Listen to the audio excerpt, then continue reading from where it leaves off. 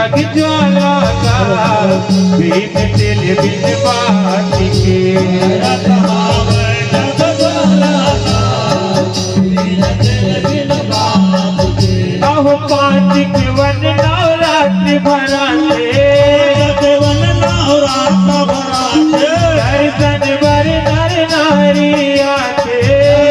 बर नर नारी आते पांच के वन नवरात्रि भराते दर्शन बर नर नारी आते लाखों कर भजना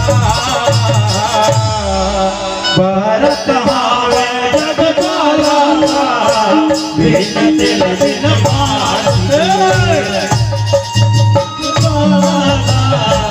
बिन तिल बिन बात के भारत हावे जग ज्वाला का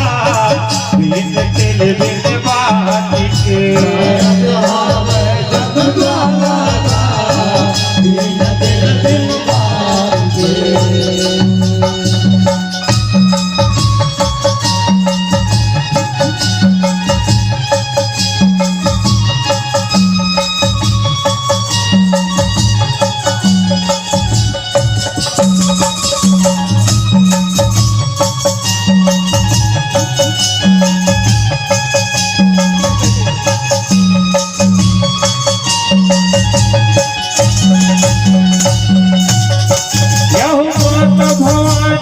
गैया बन के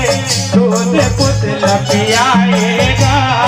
सेवक बन के गोरखनाथ देवी गैया लचराएगा देवी गैया लचराएगा देवी गैया लचराएगा देवी गैया लचराएगा